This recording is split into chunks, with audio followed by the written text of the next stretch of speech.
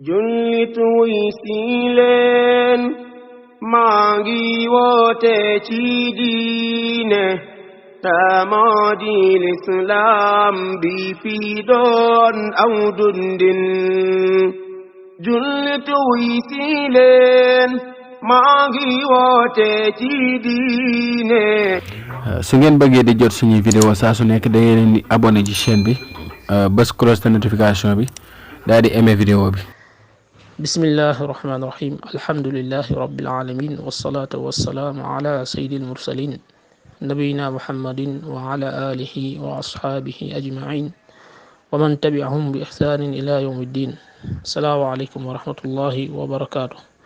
mbokki Daaru Sunna comme nuñ leen ko waxee woon léegi ñi ngi ñëw dalal kenn ci sunuy borom xam-xam di Abu Sofia Cheikh Diawara. xam naa waxtaan bi nag dañ koy jëmale ci li nga xamante ne mooy ay question su ko defee moom muy répondre ci li jàppandi ci li ko borom bi xam-xam ci li ko borom bi subhanahu wa taala jox ci wàllu xam-xam. kon xam naa mbokk yi nga xamante ñooy admin ci groupe bi ñoom la ñuy soxla su ko defee kenn ku nekk question yi nga am nga posé ko cheikh bi su ko defee incha allah ñi yemale ko nag ci li nga xamante ne mooy li jëm ci wàllu tasawuf mooy li nga xamante ne mooy dellu ci pas-pasu sufiyanke yi. kon Cheikh Diawara tafaddal. bismillahi irrahmani irrahim alhamdulilahi rabbil alamin wasalaatu wasalaamu ala rasulillah wa ala alihi wa sahbihi wa man tabiahum bi ihsanin ila yawmi ddin amma baad fa salaamu aleykum wa rahmatullahi wa barakatuh. waa mbokk yi groupe Daaru Sunna maa ngi leen di nuyu bu baax. waaw delluwaat nañ si yéen jéem a waxtaan ak yéen si mbir yi nga xam ne dafa aajo waxtaan bi nga xam ne moom la ñu defoon. donc mbokk yi xam naa dañ may poser ay questions su fekkee ne gis naa ne mën nañ kaa tontu ñu tontu suñu ko mënta tontu tamit ñu ne amuñu ci xam-xam. hada wa billahi tawfiq. waaleykum salaam wa rahmatullahi wa barakaatu. Cheikh Diawara macha allah am naa fi ay question première question bi moom mooy keroog li nga waxoon ne imam Malik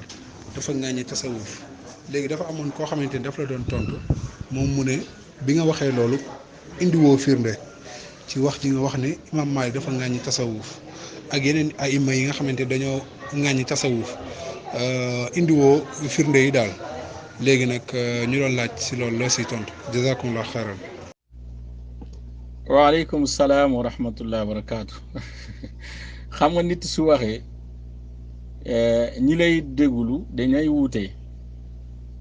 koo xam ne boroom xel la soo waxee rek dina xam te dina comprendre sa wax mais koo xam ne tamit amul xel te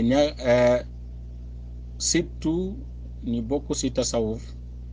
xam nga imam Shafi'i wax bu siiw la ci moom ñàkk a xel bu tasawufu ñàkkee xel donc yaakaar naa ne loolu mooy indi saar wax yooyu noonu. sinon man ba ma waxee sama wax ci imam Malik bu ma juumul dama wax ne bu ñu demee ci téere Qaadi Iyaad bi nga xam ne mooy tartibul madarik. waaw su ma juumul yaakaar na wax naa loolu. te beneen bi waxu bu siiw jarul nga ne sax mu ngi fee parce que képp koo xam ne da nga yittewoo ci xam-xam waxu Maliki boobu loolu dañ ko xam. kon ba waxu bu siiw jarul ñu ne xaw ma ban firinde la bëgg ñu wax ko. su fekkee ne dafa bëgg ne ñu indi waxu yàlla buy saxal ne Maliki wax na wax jooju nañu wax wala dafa bëgg ne ñu indi waxu yonent bi nga xam ne alayhi salaatu salaam buy teetale ne Maliki wax na loolu kon na wax. mais yaakaar naa ne soo ne Maliki nee na surtout su fekkee da nga tudd téere bi te man nag bu ma juumul tudd naa téere bi nga xam ne moo indi waxu ci. kon su fekkee ne déggul woon loolu léegi na dem ci tartibul madarik li Qaadi Iyaad dina fekkee foofu waxu imam Maliki bi incha allah subhanahu wa taala. te tamit kanta yeneen ni boromi xam-xam yi nga xam ne man tudd naa leen fii tudd laa leen yaakaar na kenn ku nekk fu ma jëlee sa wax naa ko ay boromi xam-xam yi nga xam ne ñoo ŋaññi tasawuf imma ma jëlee ko ci téere tasawuf walla saa ma jëlee ko ñi nga xam ne ñoo ko jëlee ci tasawuf par exemple talbis iblis ibnul jawzi moom dafa tuxalee ci ki nga xam ne ponkal bu mag la bindikat bu mag la ci tasawuf mooy abu abdurahman sulami moo indi gaa yi nga xam ne dañ doon tumale ñoom du nuun ak ñu mel ñooñu ponkal yi nga xam ne mooy ponkal yi njëkk yi nga xam ne ñooy suufiya di leen tuumale zandaqa bal di leen dàq fu ñu nekk loolu yëpp yaakaar naa leeral naa ko donc kuy toog fii di ne indiwoo firinde xanaa na dem wérante ak abu abdurahman sulami wala mu dem wérante ak ibnul jawzi mais du jaawaraa moom parce que jaawaraa moom ba mu la waxee dafa la wax ne fu mu jëlee waxu yooyu yaakaar naa dafa leer mais kanta waxu imam malik moom loolu xanaa gune bu ndaw saa war na xam loolu si buntu xam-xam su fekkee ne ab nit tey a suufiyankee day toog ne nee na waxu jooju xamu ko wala day laaji firinde dañ koy jàpp ne imma wérul wala laaib la daal caaxaankat la te nit ci caaxaan moom war nañ ko dumayoo du ñu tardel si leen loolu la wallahu alam. asalaamaaleykum wa rahmatullah. Cheikh Diawara am naa wax beneen laaj mbokk boobu li mu wax nee na Muhammad ibn Abdul Wahab dafa xaaj diine gi ñaar nee na benn xaaj bi moom mooy fiqh mooy fuqahaa yi li nga xamante ni moom la ñuy yittewoo nee na beneen bi nag moom mooy sufiyanke yi bi ñu yittewoo mooy mbir mi nga xamante ni mbiru biir la di tàggat nit keeg bi demee noonu léegi loolu bëggoon nañ ci xam ndax Muhammad ibn Abdul Wahab moom moo wax loolu ak ndax moom li mu wax loolu la ci jublu est-ce que loolu la ci jublu ndax tasawuf la ci tazkiral jazakumullah xayran. waaw xam nga ku xam ahlul bidaa da ngay xam ne tanaaqudu moom ci seen melokaan yu génne fes la bokk. tanaaqudu mooy weddi sa bopp am ñaari waxu yu wuute loolu ab melokaanu ahlul bidaa la ñoom ñëpp nag ñu mucc ci ñoom lu néew dong la lu néew la te yaakaar naa ne ki waxu ji nii su delluwaatee ci ginnaaw mu xool ay waxam wala nga xool ay waxam nu muy doxalee da ngay gis ne day mabbu lii nii day mabb waxu bi nga xam ne moom la wax ji nii mais léegi ñoom ñoo doon wax ne Muhammad ibn Wahab dafa takfir ñëpp ñoom suufiyanke yi dañ koy wax ñëpp lañu takfir képp ku bokkul ak moom dañu laa takfir léegi man kay balaa may tontu ci loolu masala bi nii damay wax waa ji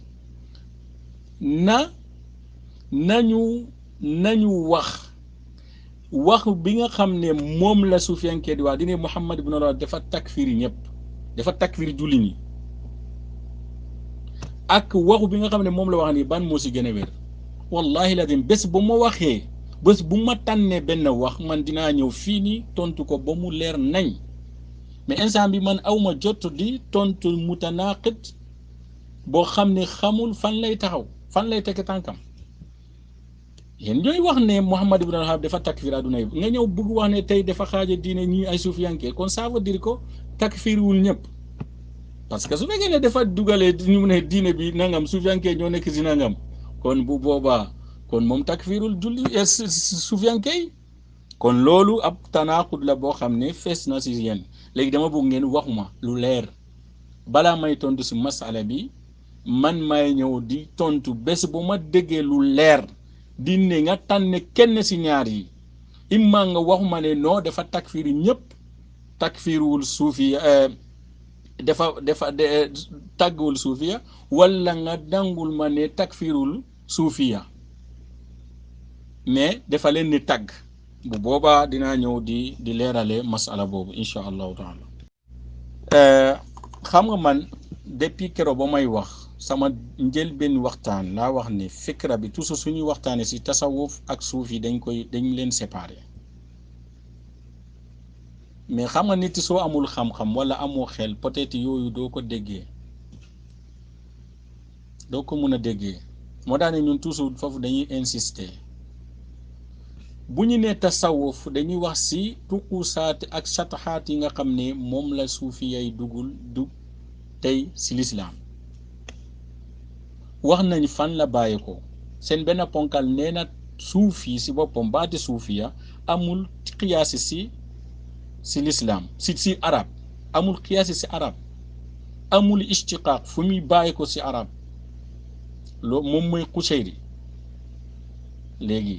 ba mu loolu leeree dem nañu waxu ne ñañ ñoo njëkke nekk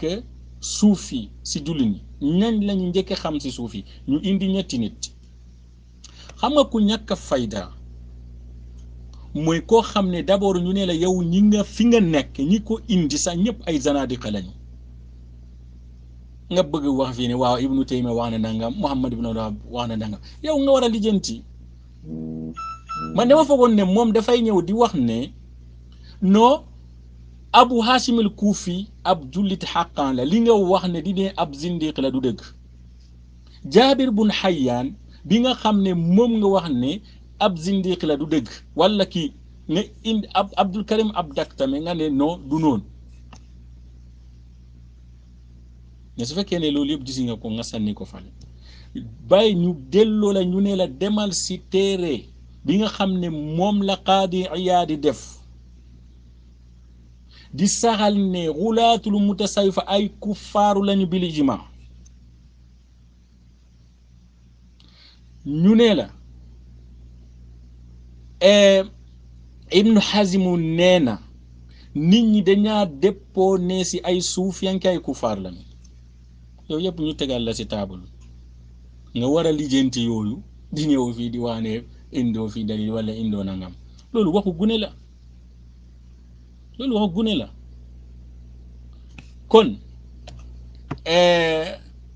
su fekkee ne dañuy ñëw wax ne taxawaayu Ibnu Taymiyata si wàllu tasawuf wala suufiya yaakaar naa ne man keroo leeral naa ko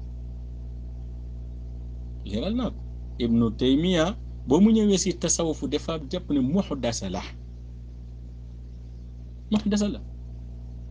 mais ba mu ñëwee si suufiyanke dafa leen xaaji ñett kon Ibnu Taymiya fu muy ñi nga xam ne dafa leen di wax si lu baax sax si suufiyanke yi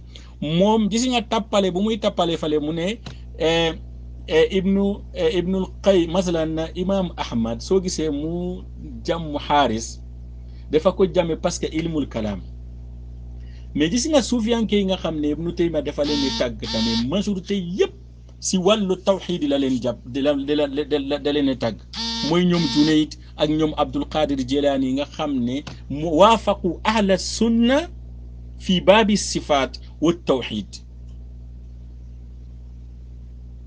loolu moo tax ne ma ne la gis nga ñi seen biir wax soo leen dégloo sax da nga gis ne ñuy tanaaqud kon Ibnu Taymiya da soo gisee li bare li nga xam ne dafa tàgg ñooñu suufiyanke yi dafa leen tàgg si baabu buntu tawxiid bi nga xam ne waafaqu ahla sunna mais pas seen sataxaat yi nga xam ne dañ koy def si mbir mu tasawuf loolu xew na di laa nel indi firinde si loolu si waxu bi nga xam ne dafa ko wax Junayd ba muy raddi Ibnu Arabi parce que ñoom dañaa jàpp Ibnu Arabi ay mulxida la si mulxida la ñu bokk moom ak ñu bare si ponkal yi tasawuf te ñoom Mustafa Silla mi nga xam ne mooy mbelli ni boobu seen sëriñ yi bu mag la Ibnu Arabi te Ibnu Taymiya dafa ko jàppee sa aslan mulxid la kon nañ bàyyi caaxaan topp yoonu bu jub léegi dama leen bëgg a indi benn misaali rek si Majmu Fatawa si buntu boobu pour xam ne Ibnu Taymiya waxuma lépp mais majoritairement bi nga xam ne si la tàgge yenn suufiyanke yi mooy si baabu tawxiid la leen tàgg parce que ñoom dañaa dëppoo ak ahlu sunna si wàllu sifaat ak tawxiid loolu moo tax ne ñoom Junayd des fois da nga gis si mu wax si ñoom wax yoo xam ne dafay nuru ak tàgg mais loolu tàgg nisbi la yaani madax nisbi lay doon masalan soo demee si Majmu Fatawa ba muy wax si waxu bi nga xam ne Abul Qasim Suhayli loolu la wax mu ne ولهذا يقول أبو القاسم السهيلي وغيره نعوذ بالله من قياس فلسفي وخيال صوفي mu ne ñu ngi musloo yàlla Abul Qasim Suhayli mooy wax loolu mu ne ñu ngi musloo yàlla subhanahu wa taala si qiyaas bi nga xam ne moom la falsafay di def ak xayalaat ay xalaat yi nga xam ne mooy xalaati suufi mu ne Ibnu Taymiya mu ne wa li hada yujadu tanaqudu alkathiri fi kalaami haulaai wa haulaai bi maana falasafa qiyaas la ñuy am yoo xam ne da leen yóbbu si ay caaxaan ay tanaqud ay weddee sa bopp yu bare wa xayaali suufi loolu lay yóbbu suufiyankee tamit noonu ñi nga xam ne mooy malaahiday mu ne wa amma alladina jamau al aara al falsafiya al fasida wal xayalaati suufiya al kaasida ka ibni arabi wa amsaali fahum min adalli ahli al ard mu ne kanta ñi nga xam ne mooy ñi nga xam ne dañaa boole caaxaani bu nekk si tasawuf ak caaxaani bu nekk si falsafa sa philosophe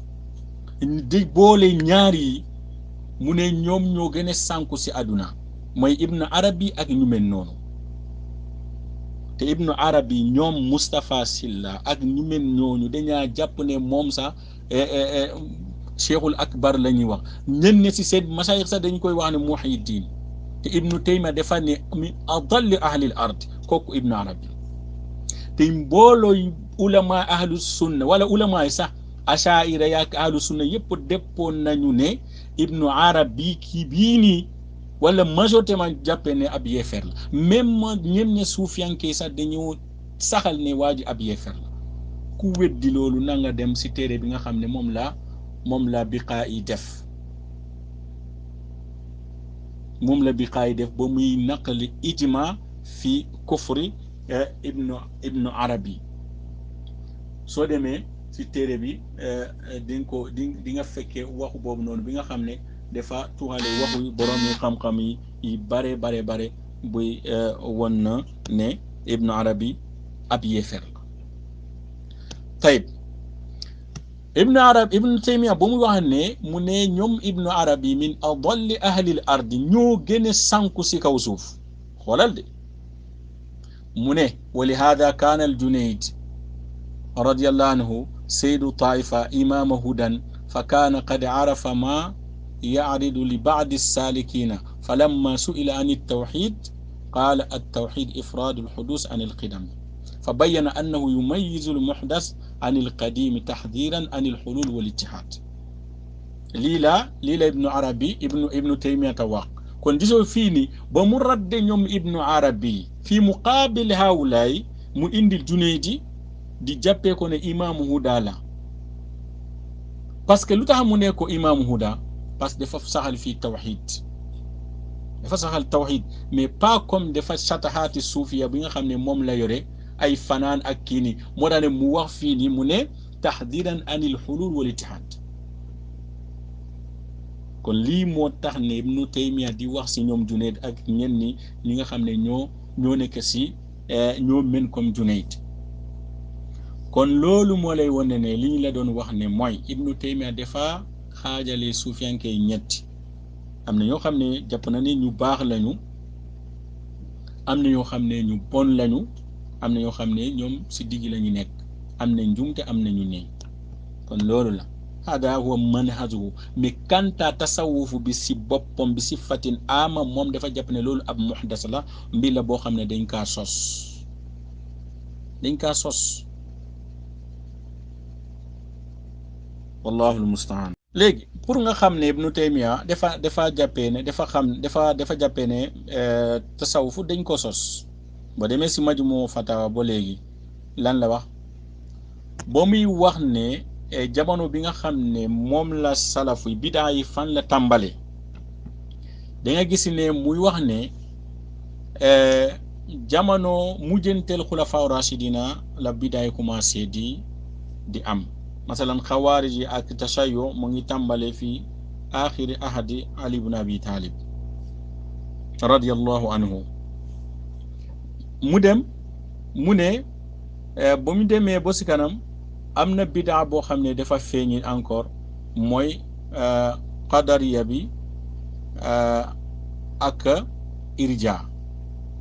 qadariya ak irja commencé feeñ léegi qadariya ak irja ba mu feeñee ñu dem ba si kanam si di jamono bu njëkk bi nga xam ne moom la moo tollee dawlatul abbasiya fi awail dawlatil abbasiya am na ñetti mbiri sos mu ne wa awaili dawlatil abbasiya xadatha thalathatu ashyaa ñetti mbir daal sos ñetti bidaa daal sos mu ne ar ra'yu wal kalaamu wa tasawuf même law faradna fu naa ñu ne ko léegi dalilul iqtiraan lu am solo la si borom xam-xam yi mooy sooy tuddee ñu bon yi nga tudd la si ñu bon yi kon kalaamu mooy lan mooy mu'tazila ak ñu mel noonu ak jahamiya yi ak ñu mel noonu raay mooy ñi nga xam ne asaabu raay comme ñoom jamono bi nga xam ne Kuufa la ñu nekk di jéem a yëkkati qiyaas ala an-nusus bon tasawuf moo nekk noonu kon su fekkee ne dafa ne hadasa salasatu asiya yaakaar naa loolu dafa leer nañ ñi ne dine dafa jàpp ne tasawufu bi sifati ama bidaa la léegi bi tafsili mooy suufiyanke yi nga xam ne ñoo yoree tasawufu bi dafa xool si ñoom seen jëm am na ñoo xam ne bokkuñu ñëpp xam nañ loolu duñu mën a bokk kon comme duñu mën a bokk moo tax donc mënuñu leen dooree ñoom ñëpp benn yat mais gis nga tasawuf ab safi moo xam ne ku ñàkk a xel mooy jéem a défendre tasawuf parce que tasawuf kuréel yépp dépôt nañu ne am na lu fa nekk dafa bon am na lu fa nekk ab keefeer la loolu ñëpp a si bokk ñëpp a si dépôt loolu kuréel yépp dépôt nañu ne ab tasawuf am na lu fa nekk lu bon la baaxul moo xam ne ñoom ab suufiyanke seen bopp la wala ñi nga xam ne duñu ab suufiyanke masalan keroog waxu naa leen ne Qaadi Iyaad si téereem bi nga xam ne mooy Ash-Shifaa bi xuquqi Mustafa mu ne mu indi foofu noonu ñi nga xam ne nit ñi dëppoo nañu ne di ay yéefeer lañu si waa tasawuf mooy xulaatul mutasawifa waxu jooju noonu Alaaji Malik indi na waxu jooju si téere bi nga xam ne mooy kifaayatu raaxibiin di istilaaloo ko di jàpp ne xulaatul mutasawifa ay yéefeer lañu kon xam nga ne kon ab suufiyanke seen bopp nangu nañu ne am na ñenn si tasawuf ñoom ay yéefeer lañu léegi si kifaatu raaxibiin la nekk mooy waxu Qaadi Iyaad ku dem foofu dañ ko foo fekk muy wax ne wa fi sifa li saydina al Qaadi Iyaad nafaana allahu bi barakatihi inda bayaani min al maqalaati kufrun wa kadhalika qad ijtama'a al muslimuna ala takfiri kulli man istahalla شرب الخمر أو القتل أو الزنا مما حرم الله بعد علمه كأصحاب الإباحة من القرامطة وبعد كأصحاب الإباحة من القرامطة wa baadi gulaatil mutasawifa kon Alaaji Malik mu ngi saxal fii nii di ne kon am na ñu nekk ci tasawuf ay kuffaar lañu. bu ñu demee ci Masaalikul Jinaan bi nga xam ne moom la Sëriñ Tuubaa bindi yaakaar naa ñu bare xam nañ téere bi Masaalikul Jinaan Sëriñ Tuubaa indi na fa waxu boo xam ne ci ay suufiyanke ñoo ko wax ñenn ci suufiyanke yi waxu jooju ku ko gëm laa shakka ne da ngay génne lislaam mooy ban wax mu ne wa baadu man tasawwafu wa zaamu bi anna ma hum fihi minhu aadam yaani alquran mu ne am na ñoo xam ne ab suufiyanke lañu nee nañu li ñu yore moo gën a màgg alquran mu daal di wax ne mu ne loolu moom ab fen la boo xam ne ab zuur la seytaani moo leen di yóbbu si loolu mu ne wa dalika dalilu zuurun wa kadib qad garrahum iblis fii kon su fekkee ne ñëpp même ñenn si suufiyanke seen bopp jàpp nañ ne am na lu nekk si tasawuf boo xam ne baaxul kon safihi rek mooy ñëw di toog fii di défendre tasawuf léegi su fekkee ne nit ñi déppoo nañu am na lu nekk si tasawuf baaxul yaakaar ne Moustapha dina nangu moom si boppam dina nangu léegi kon am na lu nekk si tasawuf ay yéefar lañu comme Alaaji Malik saxal na ko Qaadi Iyaad saxal na ko te Sëriñ Tuubaa tamit lu mu wax képp ku wax ne te li nga yore si abu wird wala ak lu munta doon moo gën a mag si alquran xam nga ne jullit du wax loolu. léegi ñooñu ñi nga xam ne duñu ay jullit sa tasawuf dama bëgg ñu wax ñu ñooñu ñan parce que loolu dafa war a leer su fekkee ne nit ñi dépp nañ ne am nañu fa nekk loo xam ne ñoom sax duñu ay jullit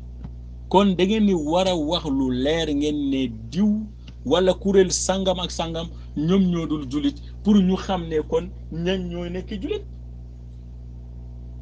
yaakaar naa ne loolu mooy normal parce que suñu ne fii nii am na loo xam ne baaxul kon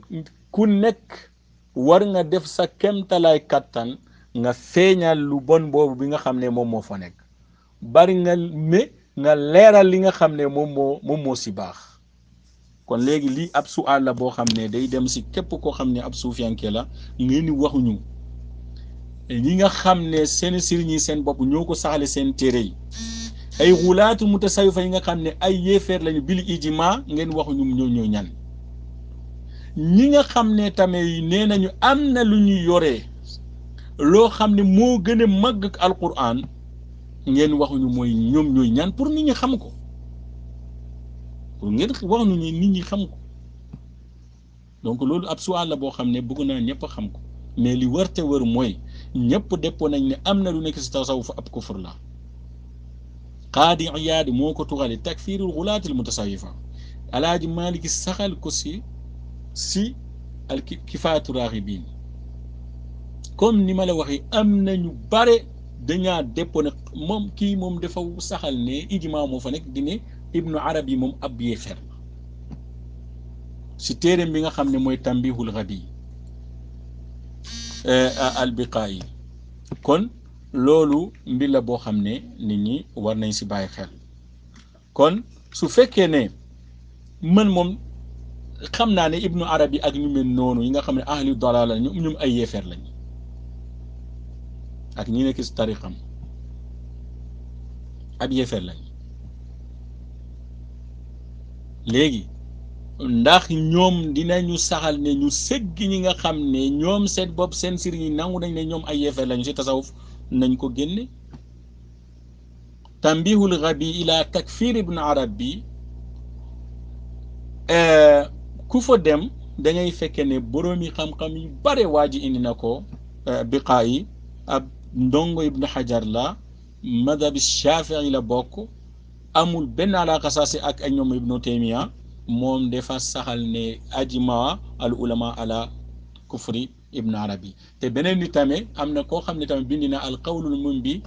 an tarjumati ibnu arabi yi nga xam ne moom tamit saxaawi la xafidu saxaawi moom tamit saxal na foofu yu bëri ay boroom xam-xam yu bëri ni rad ibnu arabi donc man moom li ma xam mooy képp ku nekk si yoonu ibnu arabi anta min gulaati mutasawifa léegi ndax yéen da ngeen di nangu loolu su ngeen nangu loolu léegi wax leen ñu ne ñan ñooy gulaatul mutasawifa bi nga xam ne ajma annaas ala kufrihim ak ñooñ ñooy ñi nga xam ne ab suufiyanke yi nga xam ne nee nañ am na lu ñu yore boo xam ne moo gën a màgg alquran moo gën a màgg alquran. xam naa beneen laaj bi moom mooy lan mooy mawqifu Ibnu Taymiya ak Ibnul Qayyim ci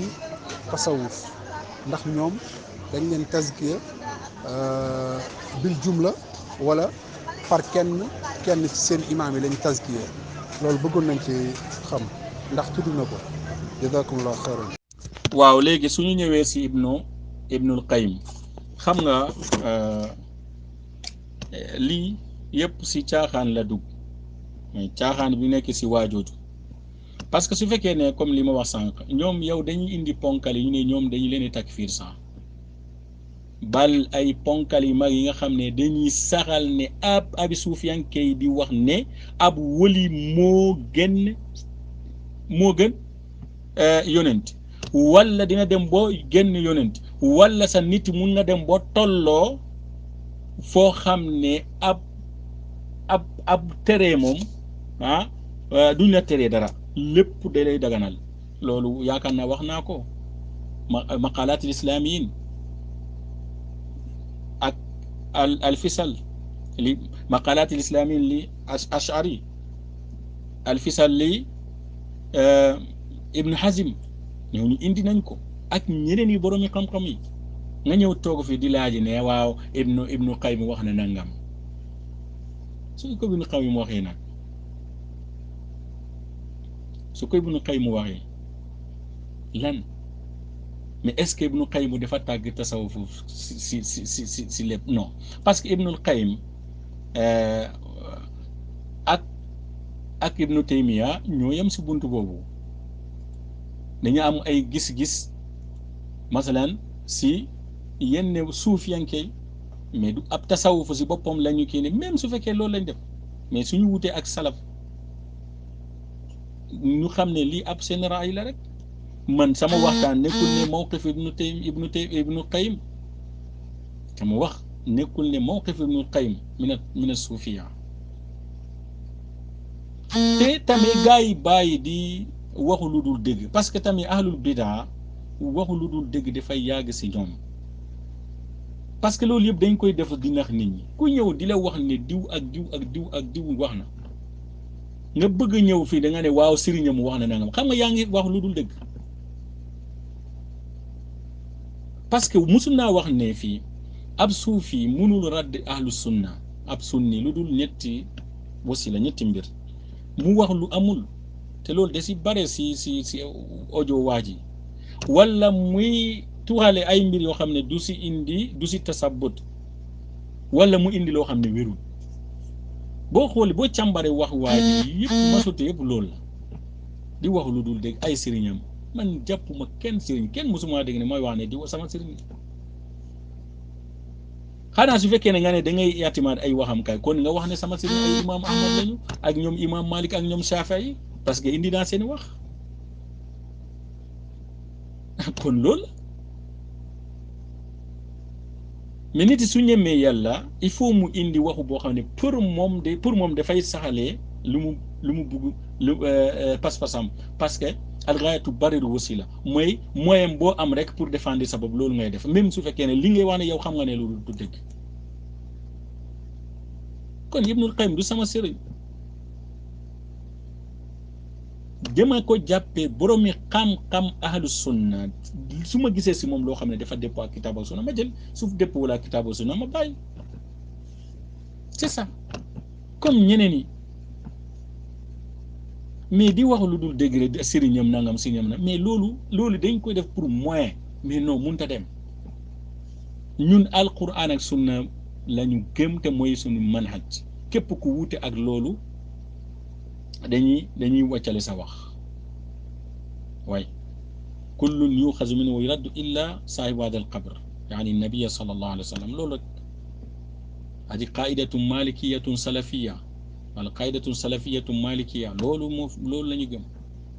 te loolu tamit si yonent bi alayhi salaam la bàyyi ko alayhi salaatu wasalaam kullu bani aadama xata koo gis si bani aadama ay xata ñun nekkuñu ay mutasawifa yi nga xam ne dañuy gëm ne seen sëriñ yi duñu juum non seen sëriñ yi duñu juum jamais ñun gëmuñu loolu ñun dañaa gëm ne ku nekk da ngay juum ibnu taymiyata bi nga xam ne moom ngay wax ne dégg naa borom xam-xam yi di tuxale ay waxam mooy kullu qawlin yustadallu lahu laa bihi illa qawlullah wa rasuli sallallahu alayhi wa sallam bépp waxu bi nga xam ne moom nga gis dañ koy wutale dalil lu dul waxu yàlla ak waxu yonent bi alayhi salaatu wasalaam kon suñu gisee ne wax nañu wax boo xam ne déppul ak dalil suñun li suñu seen dalil dañ koy wàccale rek loolu amuñu benn jafe-jafe si loolu ñun lu ñu gëm mooy maasumu kenn la mooy yonent bi alayhi salaatu wasalaam ku dul moom da ngay juum mais yéen moom da ngeen gëm ne seen sëriñ yi duñu juum kon bokkul ak yéen bokkuñu ak yéen de moo tax ne sa sëriñ su juumee si xam ne yow xam nga ne lii am juumte la mun nga wax lu dul dëgg wala di dëgëral sa bopp di ne da nga koy défendre fàtte nga yawmal qiyaama est-ce que di nga ko défendre yawmal qiyaama abadan kon loolu nga ko bàyyi xel ñun de moom duñu loolu waaw suñu diine moom kenn jaruñu loolu ak kum munta doon ak fu munta jógee su wuutee ak suñu gisee am na loo xam ne dafa xaw a wuutee ak suñu gis-gis si kitaab ak sunna dañuy bàyyi sa wax loolu la jarul fii nga naxi sa bopp di naxal nit ñi waaw ab sëriñam wax na nangam non c'est loolu du dëgg awma benn sëriñ boo xam ne su wuutee ak alquran ak sunna ma di ko topp bàyyi alquran ak sunna amu fenn am na ñu ma jàngale nag am na ñu may jàngale am na ñoo xam ne dama lay liir seen téere yi waaw parce que alxaqu moom yuqbal min kulli ahad ñun loolu la ñu gëm dëgg moom su feeñee fépp foo ko gis dañ koy bàyyi mais njumte moom ak fu munta bàyyi ko dañ koy wàccal ñun loolu la ñu gëm waaw loolu la ñu gëm te li ñu gëm mooy yonent bi alayhi salaam kese moo dul juum alayhi salaatu wasalaam ku dul moom mun nga juum donc moo tax ne waxu su ñëwee dañ koy càmbar ñun duñu wax ne lii dëgg la parce que diw moo ko wax jamais loolu seen wax la lii dëgg la parce que diw moo ko wax non dañuy wax ne lii dëgg la parce que dafa dëppoo ak alquran ak sunna ahlu sunna ak ahlu bidaa yëpp loolu mooy seen différence wala loolu bokk na seen différence na nga ko xamee noonu waaw est-ce que Ibnul Qayyim dafa tàgg suufiya wala tàggu leen xam nga yaakaar naa ne wax naa leen ni ñëpp a déppoo ne am na lu nekk si tasawuf loo xam ne baaxul Qaadi Iyaad waxam indi naa leen ko bi jàpp ne gën a ëpp si tasawuf ëppal si tasawuf ab yeefe lañu nit ñi dañ si déppoo Alaaj Malik indi na ko si téeram bi nga xam ne mooy Kifaatu Raaxibiin ma indi leen wax si Masaalikul Jinaan biy wane ne am na ab suufiyanke yi wax ne ñoom li ñu yore moo gën a màgg ko alquran ba Sëñ Tuubaa di wax ne loolu seetaan moo leen ko yóbbu si loolu mais waxu jooju amul donc moom saxal na ne am na lu nekk si tasawuf baaxul kon su fekkee ne am nañ suñu dëkk bi nga xam ne ay ñu mag lañu tey si tasawuf nit ñi si ñoom la ñuy delloo si tasawuf la plupart ñoom saxal na ne am na lu nekk si tasawuf loo xam ne baaxul kon la shakka ne Ibnul Qayyim awla bil qawli di ne am na lu nekk si tasawuf loo xam ne baaxul mais nit suy tappale rek day tappale rek mais bés bu ñu delmee si téere yi dinañ xam ne lan mooy dëgg Igaasatul Lahfaan Ibnu Qayyim wax na si di ne seytaane li tax mu sànku suufiya nee na li mu leen gënee sànku bokk na si ba muy indi seen xayaal di ne xam-xam moom du yoonu bi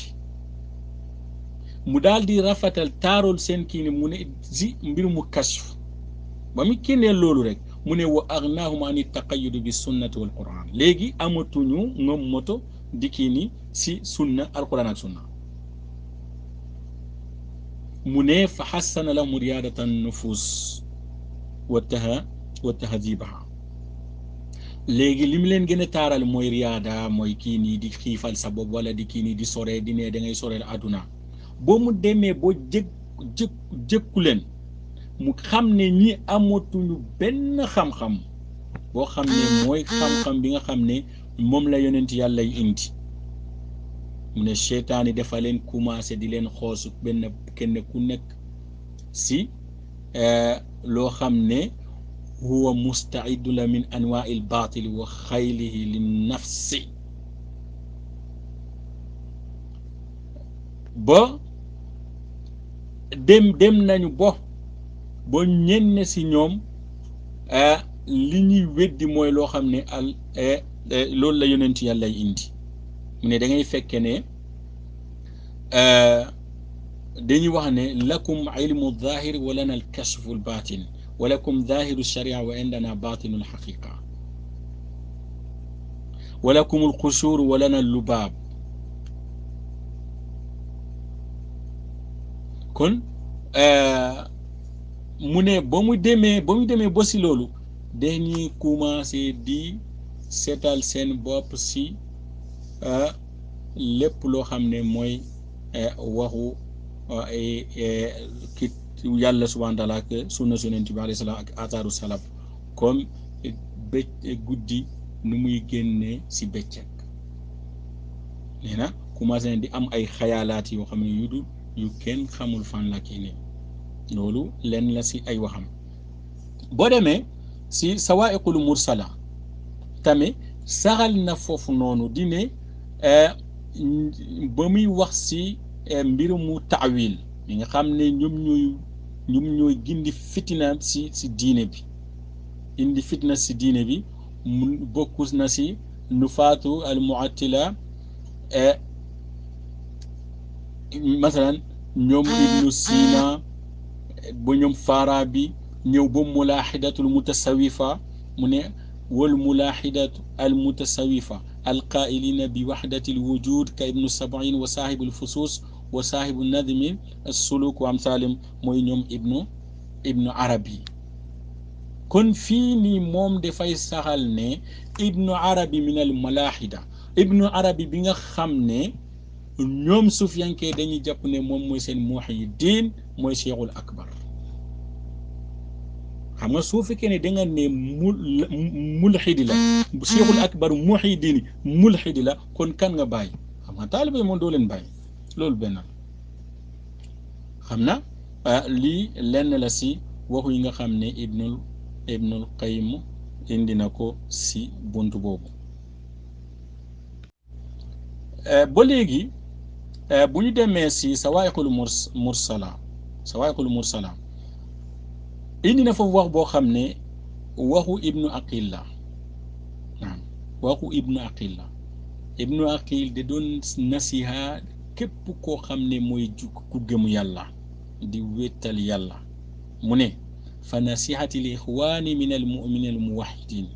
mu ne sama ndenkaane sama laaya bir si képp ko xam mooy mbokk jullit ki xam ne kuy wéttal yàlla muy bulu bàyyi sa xol di dégul waxu mutakallimin yi sa xol bul ko jéemakin sa noppi bul ko bàyyi nga déglu ila xurafaatil mutasawifin mu ne dem sakku dund bal ashughlu bil ma'aishi awla min batalati al mutasawifa niti sakku dund nga dem sakku ni ngay dundlee sa njaboot moo génne si bataala bi nga xam ne sufiyanke di kurase seen bara mu ne wal wuqufu ala nusuusi awla min shubuhaati al mutaxayyila al mutawahhama mu ne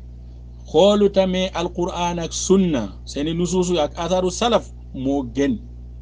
dine da ngay xool ay shubuhaat yi nga xam ne ay xalaati la boo xam ne ak nit yi mooy toog na di ko di ko imaginer ay scénario la mu ne wa qad xabartu tariqa al fariqayni mu ne xam naa bu baax yoonu ñaar yi mooy al mutakallimin ak suufiyanke yi mu ne gaayatu haawula ashak mutakallimuun ahlul kalaam ñoom moom shakk rek mooy sik shakkam mooy de lépp lu muy lépp kullama in xamasu fi baabil kalaam in xamasu fi shakk daaman su toujours suñu gën a xóotu si ilmul kalaam ngay gis ne dañuy gën a xóotu si sikk shakk seen xool dañuy gën a seen dañuy gis ne yusbina xayraan mu ne waxaayatu xawla ashat mu ne suufiyankee moom mooy ay kalaamu shatahaat yi rek yoo xam ne yu taxawul fen di wax lu leen neex rek di xalaat rek di wax tararara rek mu ne wal mutakallimuna indi xayru min al mutasawifa mu ne moom limit ñoom ñëpp benn baaxu si mais mutakallimu ñoo tane mutasawifa loolu la mu ne lenn al mutakallimin mu addaahum ma at taqiqi mazidu shukuk fi xaqi baadi al ashxaas wa mu addi al mutasawifa ila tawahumi al iskaal wa tashbihi wa huwa al gaayatu fi al ibtaali bal huwa xaqiqatu al muhaal en tout cas mu ne mutasawifa ñoo ko gënal mutakallimun ñoo ko gënal mutasawifa parce que ñii seen mbir yi day dem ba sukuk mooy ñëw si ñenn ñi mais ñii moom dañuy dem di tawahum di jàpp ne lii moo fa am xam nga kii day sikki sakk soo sikki sakk rek peut-être da ngay arrêté quoi mais kii day dem di tawahumul iskaal di jàpp ne lii moo am ak ay nuróo la mbir yi nee na loolu mooy yàqute foofu lay yem wala ay nen foofu lay yem parce que toujours nit mun nga xayaal benn imaginer benn affaire rek nga jàpp ne loolu mooy dëgg loolu mooy tasawuf moo tax soo gisee waxu yu bare na moo tax ne ñenn ñi di jàpp ne tasawuf bi ab yëg-yëg la rek ku nekk loo yëg rek noonu nga koy waxee noo sentir rek noonu nga koy waxee quoi moo tax ne waxu yi dañuy wuute mais ahlul kalaam ñoo tane mutasawifa parce que ahlul kalaam peut-être day sakk ba moom day dem taxaw mu ne xaaral ma delloo ginnaaw mais non kii day imaginer di tasawur di jàpp ne lii la di imaginer scénario mu jàppe ne scénario boobu mooy dëgg loolu mooy wuute kon lii Ibnul Qayyim moo ko indi si téeram te soo indee waxu jàmbur nga saxal ko jàppee ko istidlaal ko loolu day wane ne yow da nga ànd ak waxu ci kon kenn du wax ne genre wax yi nii dafa bari kenn du wax ne Ibnul Qayyim dafa tàgg tasawuf wala kii ni loolu ay wax caaxaan la en même temps Ibnul Qayyim même chose la def si muxtasar Sawaa'irul Mursal soo demee foofu encore da ngay fekkee ay waxu bi nga xam ne da ko jëlee si Abul Walid ibn Rushd tamit ba muy wax si ñi nga xam ne ñoo changé diine bi bokk na si xawaarij mu'tazila ak ashaira ak suufiya tamit wax na ko loolu yëpp Ibnu Qayyim def ko saxal donc yaa ngi gis kon nit yi toog fii nii tey di jàppe ne Ibnul Qayyim dafa jàpp ne ab suufiyanke yi waaw di ay yu baax lañ wala kii ni wala tasawuf dafa baax loolu yaakaar naa ne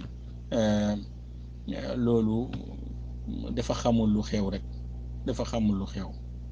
donc buntu bi moom yaakaar naa leer na Ibnul Qayyim comme ñeneen ñi la ñi nga xam ne day jàpp ne peut-être ab suufi boo xam ne day jàmmarlu ak moom xam na ne bokkul mais tasawuf si boppam baatali la parce que tasawuf si boppam bi maanaam tasawuf loolu ab baatil la ab suufiyankee moom seen wax yi dañ mun nañ si wuute wallahu alam xam nga dine Imam Ahmad ab suufiyankee la moom yaakaar na waxu gën ko xorom de mais nit moom kuy suuxu moom loo gis si jàpp ko quoi wallahu almustaan d'abord xam nga waa ji dafa ne Imam Ahmad ba muy radde waa ji si ilmul kalaam la ko radd waxul benn dëgg parce que même su fekkee ne loolu moo gën a siiw comme borom xam-xam yi ñenn borom xam-xam saxal nañ parce que man keroog ba mooy wax sama wax xam naa ne ahlul baatil loolu la ñuy tamasuk pourtant wax naa ko ma ne soo gisee may wax ne pour ñi bare bañ a jàpp ne ilmul kalaam moo tax mu radd mais boo demee Zahabi si boppam saxal na ne ñi ko radd ñi ko kii ni bokk na si yénte si tasawufam kon di ne ilmul kalaam kese moo tax ne ñu radd ko loolu du dëgg ki nga xam ne moom gis na ne lii moo tax mu radd ko moom loolu la wax masalan ñoom Ibnu Taymiya wala ñoom Xatib ñi nga xam ne gis nañ ne ilmul kalaam bi nga xam ne moom la def moo tax mu radd ko ñoom ñu gis loolu Dahabi gis tamit lii côté bi la mu gis ko quel est le problème kon jeex na moom sax wax na benn wax bu faw na la peut-être temps du ñu si may mooy ndax imam Ahmad dafa musa taraaju di nangu ilmul kalaam waxul benn dëgg imam Ahmadu musta nangu ilmul kalaam mais ahlul baatil surtout achaira yi lii mooy seen jikko di waxul lu du dëgg askanoo ko si boromi xam-xam yi te loolu bare na si ñoom xew naa dinañu programmer waxu jooju benn pour ñëw leeral loolu man maa leen promis loolu incha allah su ngeen amee benn fursa pour ma ñëw leeral buntu boobu est-ce que imam Ahmad dafa taraaju waxu bi nga xam ne moom lay wax ne moom lay inkaari xam-xam kalaam wala ilmul kalaam moom la tabdi ahlul kalaam est-ce que imam Ahmad dafa taraaju wala taraajuwul mais ku xam achaira nga xam leen waxu lu dul dëgg di jëlee tasarruf si kalaamu naas si waxu woo xam ne du benn dëgg te moom dinaa ko leerale moom saay-saay bi nga xam ne moom la def moom Moustapha Sylla jëlee benn wax fekkee ko si téere Ibnu Muflih bi nga xam ne mooy adabu sharia moom comprendreul wala moo ko tey waxu jooju fan la bàyyi ko mu jële mu ne waaw Ibnu Muflih wax na nangam di jële waxu ji nga xam ne di encore xalaal si waxu riwaaya bi mu ngi si xalaal mu daal di dagg riwaaya bi su ma amee jot parce que loolu du temps du ñu may mais dafa ñëw dagg riwaaya bi jële foofu waxu bi nga xam ne moom la soxla pour talbiis pour nit ñi dañuy jàpp ne kon moom lu mu wax loolu mooy dëgg fekkee non dafa battre kalaam bi parce que imam Ahmad foofu dañ ko posé question bi moom dafa ko waddul nangu ko wax parce que question bi su ñëwee rek dina xam carrément ne foofu waa ji waxu ji fan la demee mais non dafa jëlee question bi dafa bàyyi question bi mu daal di wax indi réponse bi mu ne ñun daal nañ woon no digal ne nañu noppi mais nit ñi ba ñu ñëwee di indi waxu yi ni kon amuñu problème lu dul ñu wax gisoo mu problème bi imam Ahmad fu muy wax ne mooy nit suñu waxi alquran kalaamullahi ndax da nga war a noppi warool noppi bu njëkk dañ doon wax ne waxal rek kalaamullah nga noppi mais ba gars yi commencé di wax ne maxluuq ñu ne léegi ñun tamit duñu noppi dañoo nag kalaamullahi laysa bi maxluuq loolu moo nekk na hadaf imam Ahmad boo demee si xalal foofu loolu moo fa nekk mais gis nga waa ji ba mu ñëwee dafa dévier waxu jooju noonu dafa jàpp ne ñun dañ doon digal ne pour ñu noppi mu ne noppi boobu noonu mooy ilmul kalaam mu daal di indi waxu bi nga xam ne Ibnul Muflih da ko jëlee si benn téere mu ne fekkee naa ab téere si waladi qaadi Abi Ya'la mooy kenn si seeti qaadi Abi Ya'la moom moo jëlee waxu yooyu noonu di ñëw bu indi waxu jooju di ne imam Ahmad dafa mutaqaddim dañoo jële ay waxam bi nga xam ne moom mooy waxu bi nga xam ne foofu la doon tere ilmul kalaam mais léegi loolu mansuux la parce que imam Ahmad buñ ko laajee mu ne ñoon dañ doon noppi mais gars yi ba ñu commencé seen wax yi amuñu ngant lu dul ñu wax mais su fekkee ne nit ki saa li sa am na xel ñun ñëpp xam nañ ne nit lépp loo xam ne ab darura moo ko indi la loolu du nasx ab darura laa tansax masalan tey nit yi fekkee béy mu benn xar mu faatu mu fekkee mu ngi xiif l'islam dagal na mu lekk ko est-ce que ça veut dire que kon mbir moom no dagan na law farat naa ñoom li ñu bugg saxal noonu la te loolu amul ñoom ñoo battre kalaam imam Ahmad mais loolu dinañ ko leeral parce que loolu il faut ñu leeral ko pour jàppe ne ab saay-saay bi nga xam ne ahlul baatil dañ koy def si boromi xam-xam yi surtout imam Ahmad bindi nañ ay téere askanook si moom du dëgg bindi nañu ay waxu yu dul dëgg ñu ne lii mooy pas-pas imam Ahmad pour dëgëral seen defal nañ ko imam Ahmad defal nañ ko même Ash'ari si boppam defal nañ ko ñu bare te mais suñ ñëwee incha allah loolu man maa leen si diggee bii idinillah dina ñëw leeral ndax imam Ahmad dafa bàyyi ahlul dafa taraajo ani inkaaril kalaam wala lam yataraja incha allah. waaw macha allah Cheikh Diawara tontu yi am na solo jazakumullah xeyran am naa fi beneen laaj mbokk bi moom mu ne imaam Ahmad moom suufiyanke la woon léegi nag wax jooju ndax wér na wala wérut ndax nee na am na ay borom xam-xam yu saxal loolu ni imaam Ahmad suufiyanke la woon. léegi xam nga waxu bu gën a yàqu du weesu ne nit jàpp imaam Ahmad mu nekk ab suufiyanke wax asa da koy weddi mais comme nit su amul xel wala mooy day wër li dëgëreel boppam wala ñu ne diw a wax na loolu mooy loolu li nga am rek li nga xalaate rek noonu ngay waxee gis nañ fii ñenn si ñoom toog ñu ne diw moo gën yonenti seen sëriñ moo gën yonenti gis nañ ko parce que kooku kii wax noonu dafa sentir rek kii tamit su toogee fii di sentir ne di sentir ne waa imaam Ahmad ab suufiyanke la loolu benn wax rek parce que suufi moom day sentir wax day yëg rek loolu la xayaal ak tawahum loolu mooy seen ne kii comme Ibnul Qayyim lu mu tuxalee sànq si kii mais yaakaar naa topp dëgg moo gën di topp ay subuhaat al mutawahima wal xayaalaat al mutawahima amul benn njëriñ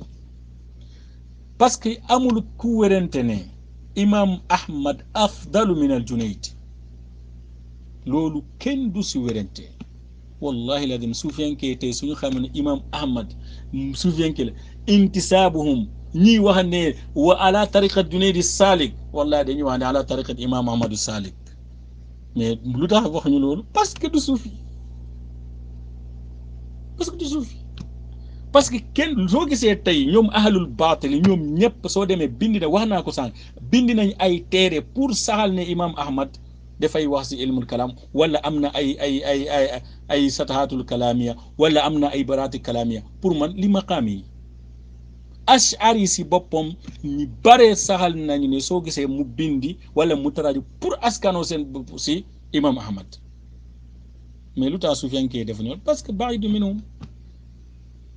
non kon loolu mooy lay wane ne loolu si waxu ji si boppam dalilu ala kadbihi xam nga waxu des fois soo ko déggee rek da ngay xam ne lii ab fen la kon waxu ji dine imam Ahmad ab suufiyanke la dalilun ala iftira hadal kalaam dine waxu ji dañ ko sos du dëgg mu ne Abu Nuaym Hilya moom dugale na foofu ñi nga xam ne hum ajallu min imam Ahmad moo tax ne Ibnul Jawzi dafa ne si Talbis Iblis mu ne wa jaa Abu Nuaym al Asbahani fa sannafa lahum kitab al hilya wa dhakara fi hudud tasawuf ashya munkara qabiha wa lam yastah an yadhkura fi sufiya Aba Bakarin wa Umar mais xoolal loolu téere bi nga xam ne moom la wax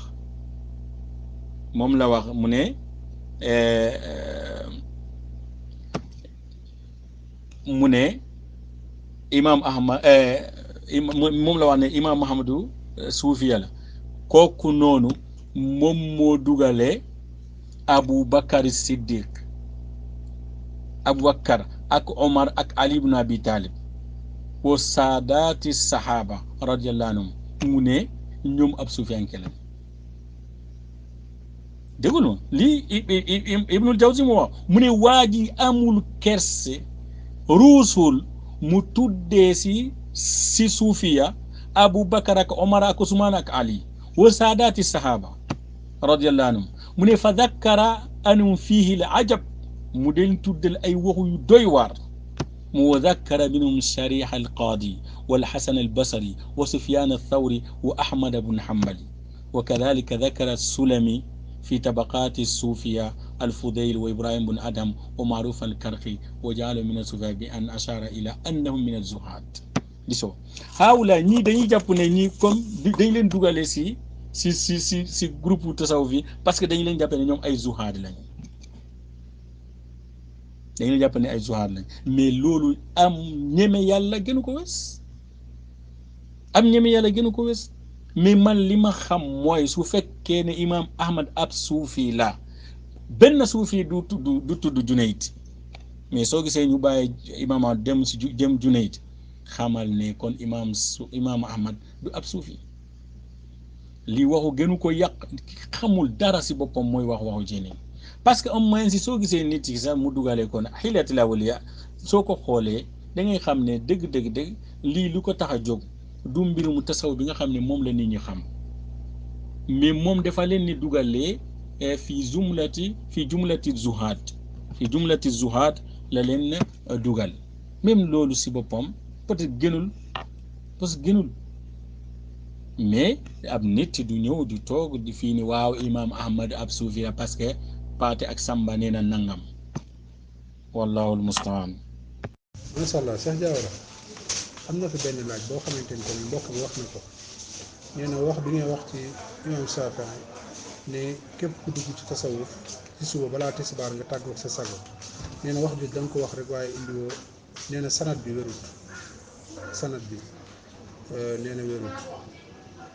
jazakumullah xayran. ala kulli haal yaakaar naa ne sax wax des fois day dem ba siiw façon siiw boo xam ne sax siiw boobu day tax ne sax nit ñi dootuñu soxla di wax ne sanadu bi lii la walla laa mais kanta waxu ji amul sanadu moom loolu waxu bu yàqu la waaw waxu bu yàqu la beneen bi ndax